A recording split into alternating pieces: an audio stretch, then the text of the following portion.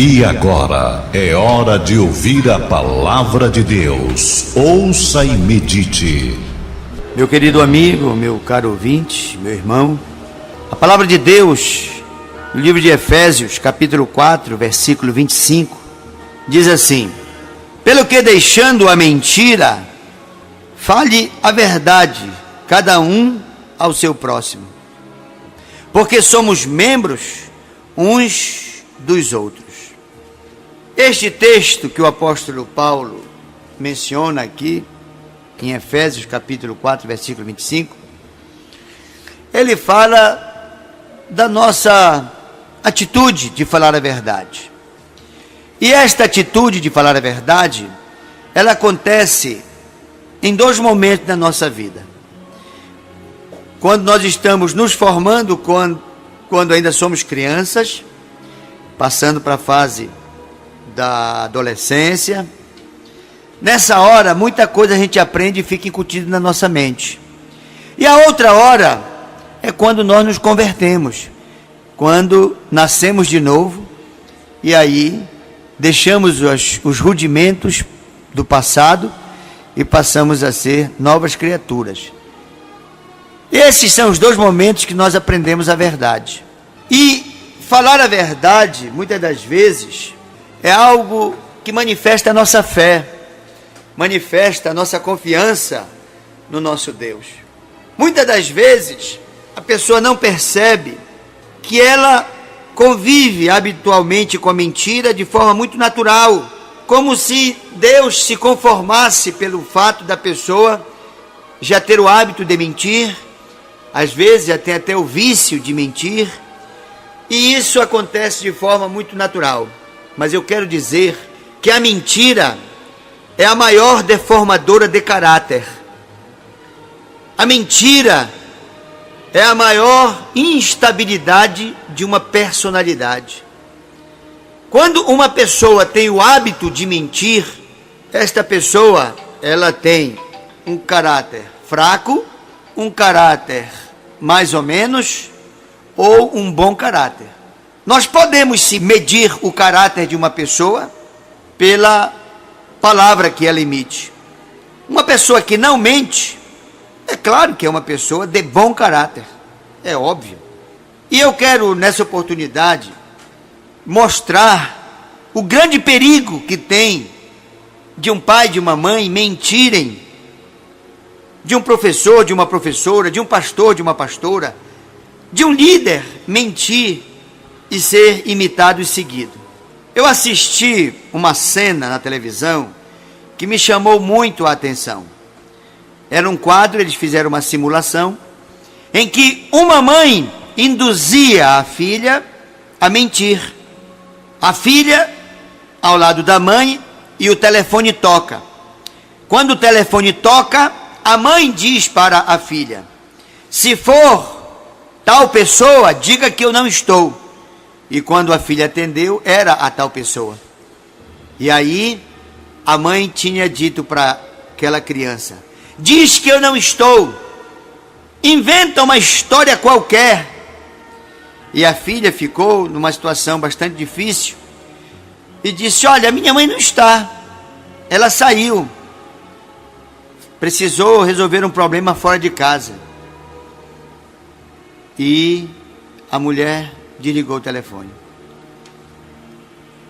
Não demorou, passou o tempo, a professora daquela criança ligou para a mãe, perguntando pela filha, porque aquela criança não havia ido para a aula. E quando a professora disse para aquela mãe: aonde está a sua filha que não veio para a aula? A mãe colocou a mão na direção do microfone do telefone e disse: por que você não foi para a aula?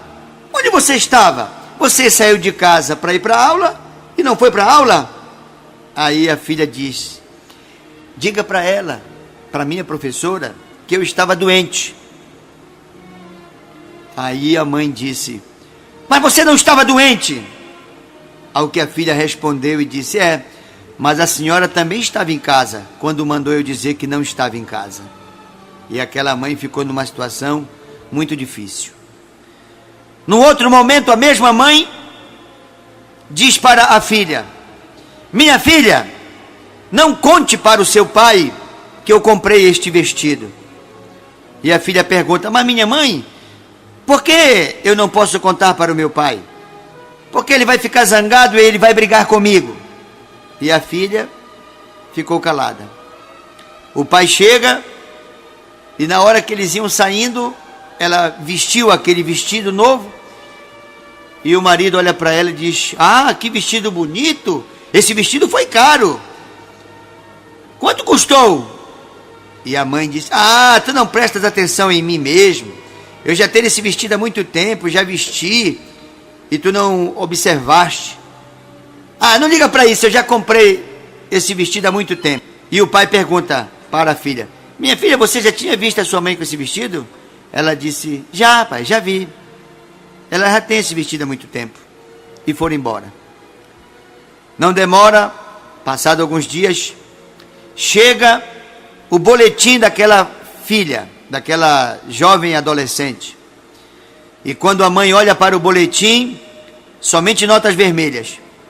E a mãe diz: olha, o teu boletim está recheado de notas vermelhas. Eu vou contar para o teu pai.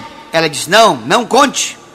Não conte para o papai, porque senão ele vai brigar comigo.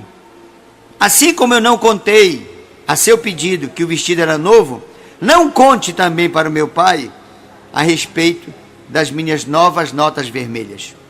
Meu querido amigo, meu irmão, às vezes a gente mente perto de uma pessoa, e quando a gente mente perto de uma pessoa, logo nós perdemos o crédito com aquela pessoa. Não pense que ao induzir uma pessoa a mentir, nós vamos conquistar a confiança daquela pessoa. Aquela pessoa saberá que se você mente na frente dela, você também mente para ela. Mas o fato é que as pessoas não percebem que o caráter vai ficando deformado em pequenas atitudes, em pequenos deslizes, em pequenos escorregões. E aí alguém me perguntou: mas pastor, então como é que eu digo no telefone quando um cobrador me liga e eu não tenho dinheiro para pagar? Eu prefiro dizer que eu não estou, ou mandar dizer que eu não estou. Eu disse: por que você não diz então para aquela pessoa que vai atender o telefone? Diga para esta pessoa que assim que eu tiver condições de resolver o problema que tenho com ela, eu vou ligar. Pronto. Você não atendeu o telefone e deu uma resposta que a outra pessoa satisfará. Eu estou dizendo isso, que é uma coisa mínima, que é uma coisa pequena, porque nenhum copo enche com o primeiro pingo. Mas tem um pingo que faz com que o copo transborde de tantos pingos que encheram aquele copo. Às vezes a pessoa não percebe, ela mente em besteira, e daqui a pouco ela está metida em grandes apuros. São comportamentos, e como eu estou falando de caráter, são comportamentos que fazem uma grande diferença. Eu não quero nem chegar ao extremo de dizer que quem mente é filho do diabo. Eu não quero chegar a esse ponto, embora seja bíblico e verdadeiro. Eu estou hoje me referindo apenas a pessoas que não entendem porque não têm uma boa qualidade de vida, porque têm determinadas vitórias, mas essas vitórias em determinadas áreas não preenchem as outras lacunas, os outros vazios das outras áreas que não conseguem ter vitória, não conseguem ter realmente sucesso. Você vê que dentro da casa, o pai e a mãe são referências inspiradoras. O pastor, a pastora, o líder, a líder. Havemos de dar um bom testemunho, um bom exemplo, para que haja realmente na nossa vida o cumprimento das promessas de Deus. Porque é quando se cumpre na nossa vida através do nosso bom testemunho às promessas de Deus, que encorajamos outras pessoas a servirem a Deus.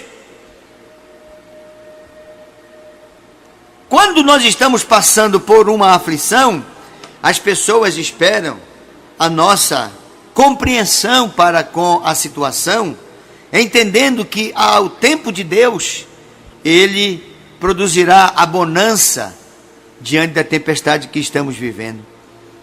Mas quando a tempestade passa, a bonança traz um vento agradável, um clima extraordinário. Passada a tempestade, vem a bonança. Passada a luta, vem a vitória com seus frutos. E as pessoas também querem ver os nossos bons frutos para poderem glorificar. A palavra de Deus diz: e verão as vossas boas obras e glorificarão o vosso Pai que está nos céus. Nós temos que ter interesse em sermos abençoados. E esse interesse em sermos abençoados deve ser o freio para que não façamos aquilo que não agrada a Deus. E se há uma coisa que temos que policiar na nossa vida, meu amigo, meu irmão, é a mentira. A mentira não tem nada a ver com Deus. Eu estou diante de mim com a chave bíblica e tenho aqui dezenas e dezenas de versículos que tentam nos vacinar contra a prática da mentira, em qualquer nível, em qualquer instância. Se a pessoa não pode falar a verdade, cale-se. Nós não somos obrigados a produzirmos provas contra nós mesmos. Mas se nós abrirmos a boca é para falar a verdade. Eu tenho muita preocupação e eu lhes confesso que quando a gente tropeça numa palavra, nós temos que lutar para corrigir aquele tropeço. Alguns poderão dizer, mas para que falar deste assunto? É porque a fonte da bênção de Deus passa pelo trabalho e pela influência dele na nossa vida e na formatação do nosso caráter. Em tendo a mente de Cristo, nós vamos ter também a lógica de Cristo, nós vamos ter os freios para os nossos impulsos, os freios para as defesas que muitas das vezes queremos proceder em nosso favor, mas que muitas das vezes são fruto apenas do medo. E eu quero também falar sobre isso. A mentira, ela leva a pessoa a ter medo. O medo, ele é também o desencadeador de uma série de deformações no nosso caráter. A pessoa com medo de perder faz coisas que não agradam a Deus. Às vezes a pessoa com medo de perder alguém, com medo de perder algo, com medo de perder um cargo, uma posição.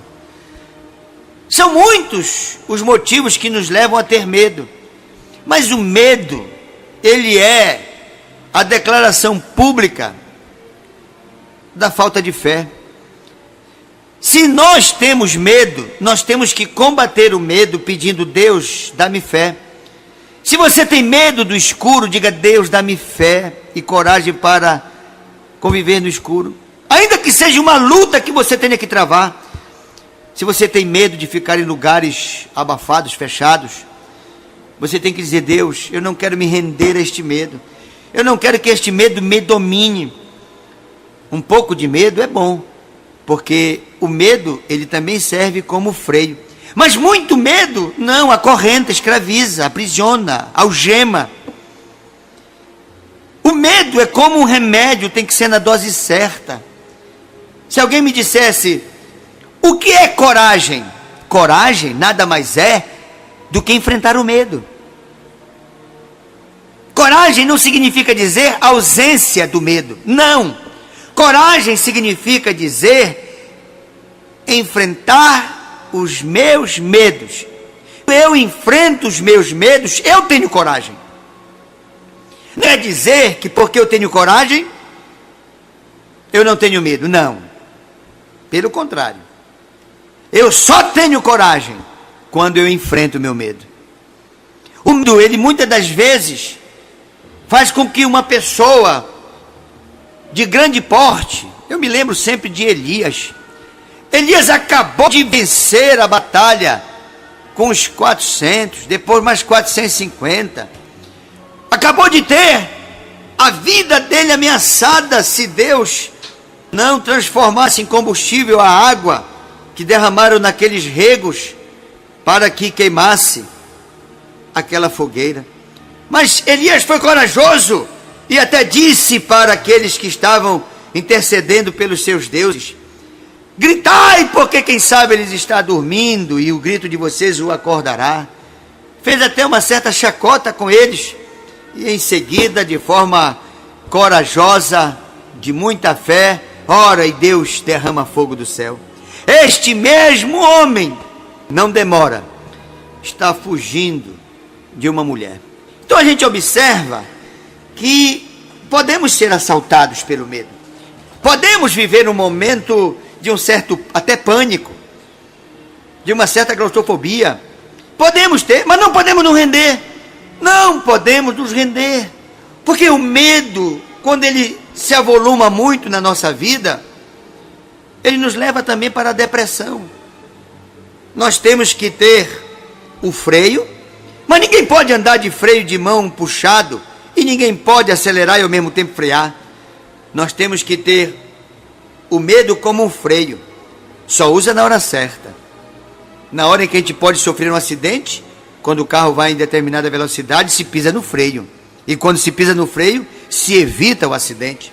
O medo é um instrumento que nós temos para nos poupar de desastres aos quais não resistiríamos.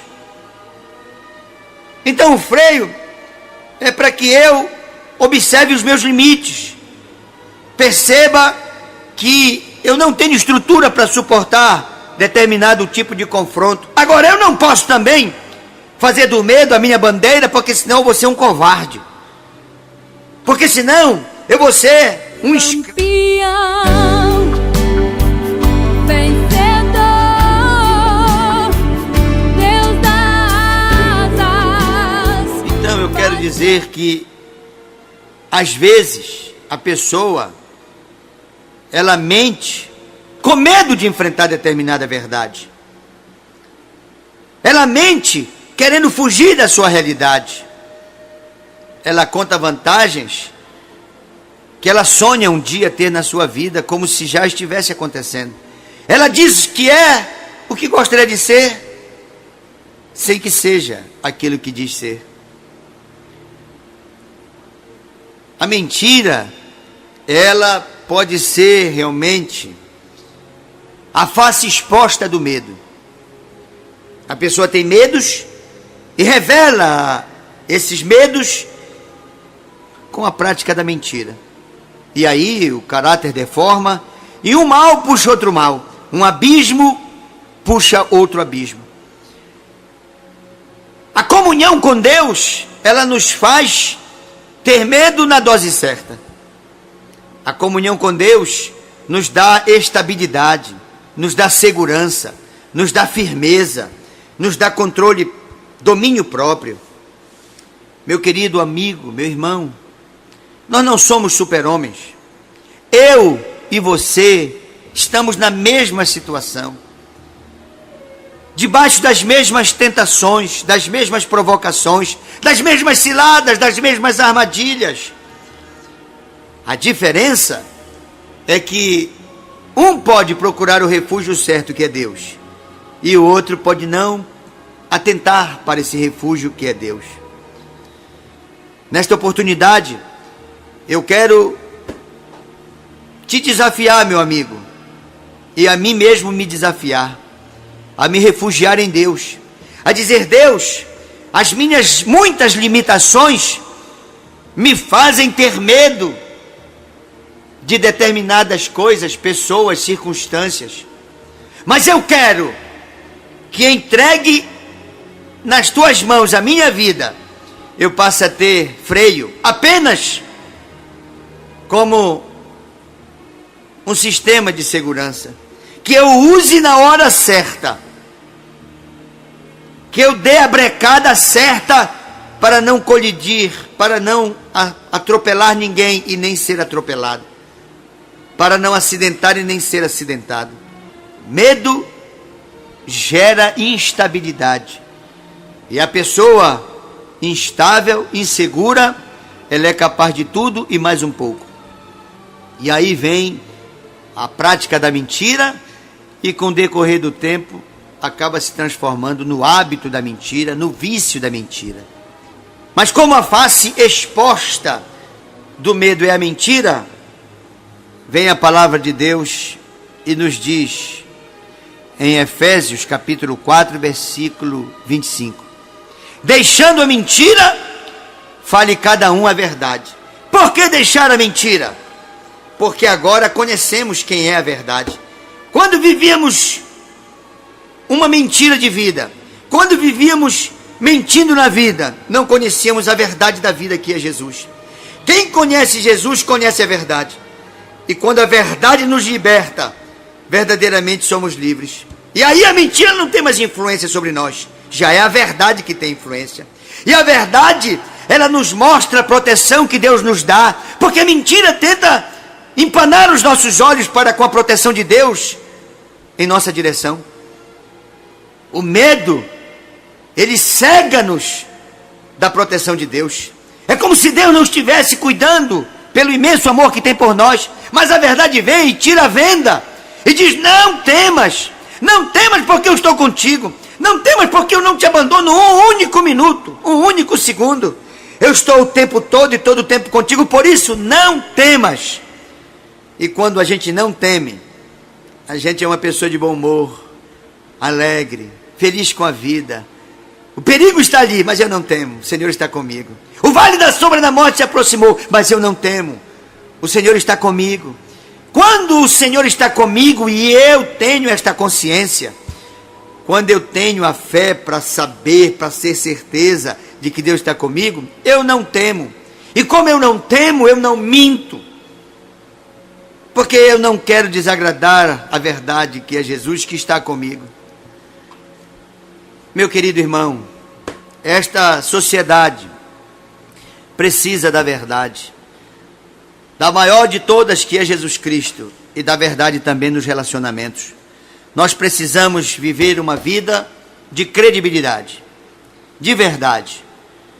E nós temos que, a exemplo de Jesus, falar aquilo que edifica, aquilo que constrói, e dizer: Deus, me livra dos meus medos. Não que o Senhor os tire de mim, porque eles são importantes como freios em determinados momentos da trajetória da minha vida. Mas eu quero ter comunhão contigo, para que eu não tenha medo. Quem tem Deus não tem temor, não tem horror, não tem pânico, não tem síndrome. Quem está com Deus não teme nada, nem a morte, nem a vida. Eu quero que você seja uma pessoa livre. Se o Filho nos libertar, verdadeiramente seremos livres. Livre de todas as nossas esquisitices. Às vezes a pessoa tem medo de ficar velho, tem medo de adoecer, tem medo de morrer, tem medo de perder o que tem medo de não ganhar aquilo que quer ganhar. Às vezes a pessoa tem medo de tudo. Tem medo da comida, tem medo da falta da comida, tem medo da altura, mas também tem medo da profundidade. O medo, ele quer nos dominar. E ele usa muitas das vezes a mentira para se esconder. Mas com Deus não. Entendo Deus. Não tememos. Não temendo, temos compromisso com a verdade. Vivemos e falamos a verdade. E Deus nos abençoa com muito mais do que necessitamos. Deus nos dá até o que a Ele nem pedimos, por conta da confiança, da credibilidade do nosso comportamento para com Ele e para com aqueles com quem convivemos. Querido Deus e Pai, nós estamos abrindo o nosso coração para termos uma comunhão maior com o Senhor. Queremos interagir mais intensamente com o Senhor, porque a escuridão só vai embora quando acendemos a luz. O medo só vai embora quando nos aproximamos do Senhor. Quanto mais próximo do Senhor, mais seguros somos, mais firmes somos, mais ousados somos. Longe de ti somos pessoas medrosas, frágeis, que se protegem e se escudam na mentira. Mas nós queremos, ó Deus, ter comunhão contigo. Queremos viver as suas verdades na nossa vida. Pai, em nome de Jesus, nos dá cada vez mais a compreensão de que a tua presença é indispensável para a nossa vida ter sucesso. Queremos ter, ó Deus, sem fanatismo, uma relação contínua, cotidiana, constante, regular com o Senhor. Queremos deitar e acordar com o Senhor, trabalhar. Queremos, ó Deus, comprar e vender na tua presença. Queremos ter todas as atividades sabendo que o Senhor está conosco, por perto, e algumas vezes até em nós mesmos. Porque aí o medo não irá, ó Deus, nos dominar. Pelo contrário, nós iremos usar o medo apenas como freio.